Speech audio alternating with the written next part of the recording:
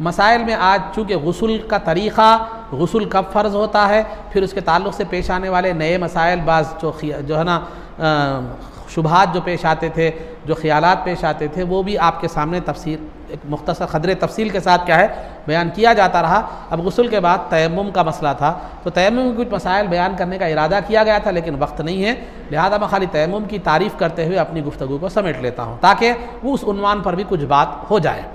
तयम्मुम के माना, तयम्मुम ये एक अरबी लफ्ज़ है और इसके माना है इरादा करना। तयम्मुम के लफ्ज़ी माना क्या है? इरादा करना है। शरीयत की इस्तिलाह में, शरीयत की ज़ुबान में पाक करने वाली मिट्टी से जो है ना पाकी का इरादा करना, पाक करने वाली मिट्टी से पाकी का इरादा करना, यह तयम्मुम कहलाता है। पाक करने वाली मिट्टी से पाकी का इरादा करना तयम्मुम का। मिट्टी एक पाक होती है, एक पाक करने वाली होती है।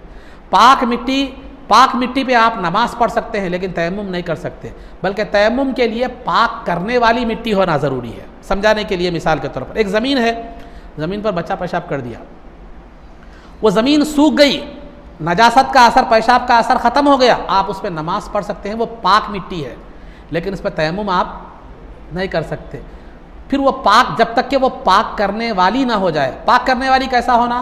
बारिश की वजह से वो बहकर पानी से साफ़ हो जाना, या खुद आप पानी बहाना, या उसको उल्टा कर देना आप, तो वो उस वक्त क्या होती है? वो पाक करने वाली होती है, उस पर तयम्मुम कर सकते हैं। तो पाक मिट्टी पर आप तयम्मुम नहीं कर सकते, पाक करने वाली मिट्टी पर आपको तयम्मुम करना चाहिए।